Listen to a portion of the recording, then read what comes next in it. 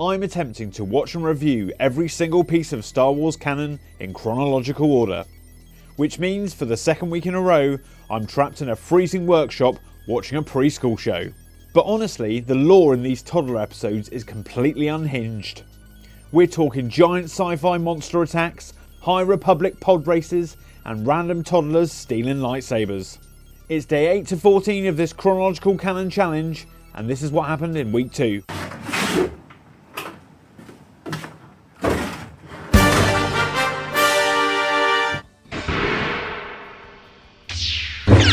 Even High Republic toddlers know when things are about to go wrong. Welcome to day 8, and Kai Brightstar dropped the timelines very first. I have a bad feeling about this. He wasn't wrong. Apart from a tiny waterfall drop, today's watch block was an absolute chaos. We took a trip to Batuu and watched prototype buzz droids try and cut down all the spires. Completely orchestrated by a guy with pure Simpsons monorail salesman energy.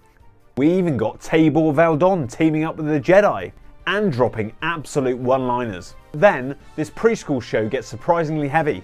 Kai enters a Dagobah-style force cave, has a dark vision of failing, and Yoda steps out of the shadows. Hearing the legendary Yoda theme play during the masterclass generally gave me chills. Also, they visit a scrapyard. The 200-year-old junk ships look exactly like prequel-era Republic cruisers. Galactic fashion is a flat circle.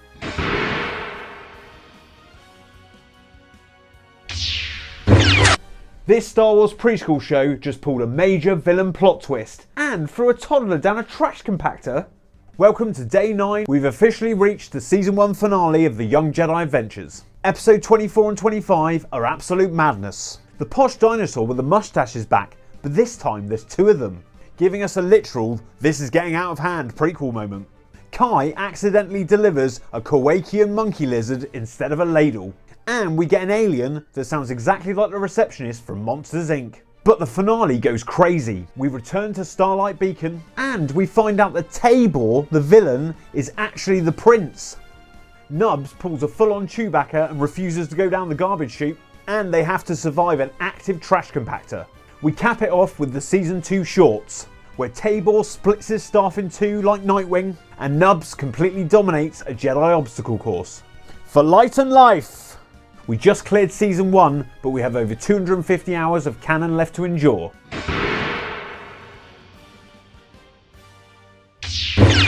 This Star Wars preschool show just dropped a Beskar staff centuries before The Mandalorian.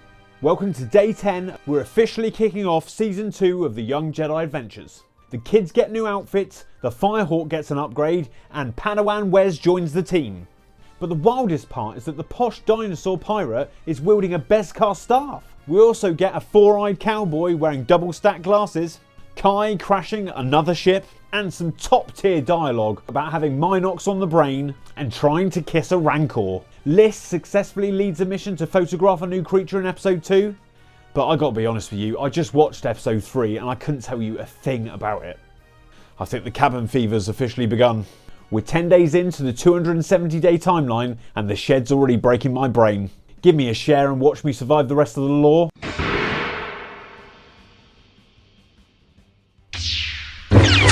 David Tennant and Jason Mantzoukas just casually turned up in this Star Wars preschool show. Welcome to day 11. The cabin fever is peaking and we're pushing through season 2 of the Young Jedi Adventures. The lore in these episodes is actually wild. David Tennant reprises his role as lightsaber droid Hu Yang. We see a younger Master Yoda casually dominating with the Force, and we get Fathiers, the racing creatures from The Last Jedi. We also get Nubs literally turning himself into a bowling ball to crush a group of pirates. But by episode 6, the Gangles turn up again and I audibly exhale. Over a week of watching this toddler show has really destroyed my brain. Thankfully, comedian Jason Mantzoukas turns up as a Hutt named Vulture. They pull a Return of the Jedi sail barge trick, Mantzoukas drops some generally funny dialogue, and then we're immediately back to looking for flowers. Send help!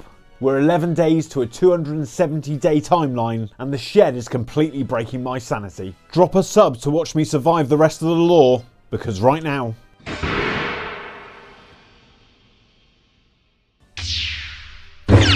This Star Wars preschool show just unleashed a literal crystal Spider King, and I hate it.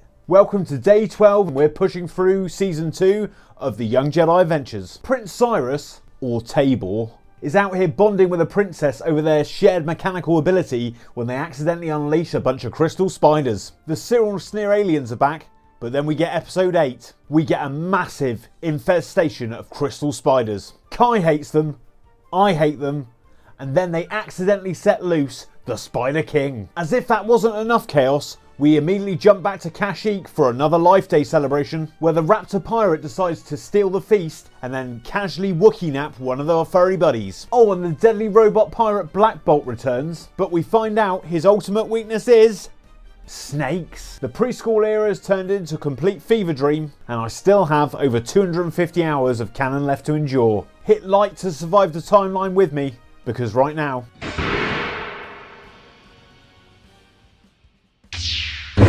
a random toddler just stole a Jedi's lightsaber in this preschool Star Wars show. Welcome to day 13. I just realised that each episode of the Young Jedi Adventures is actually 2, which means I've been watching 6 toddler stories a day. No wonder I'm losing it. Today, a little girl stole Lyssa's lightsaber and slid under the legs of an alien that looked exactly like Ben Quadranero.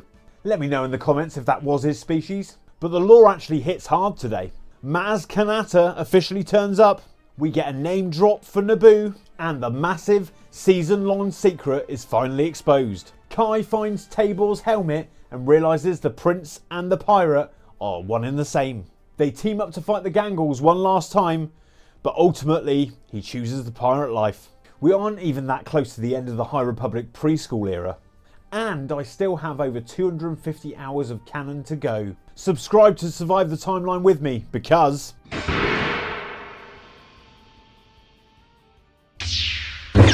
this Star Wars preschool show just casually dropped a pod race with Sebulba's brother, and I've just realised we're only halfway through the preschool era. These episodes of the Young Jedi Adventures actually go hard. We get Klaxian crystals for hyperspace jumps, and Raxlow, the capitalist space chicken, gets a full-on redemption arc. We also get a literal mono pod race. To top it all off, Jason Mantzoukas is back as Vulture, the hut with a strut. Hit like to continue to see me suffer through the canon challenge.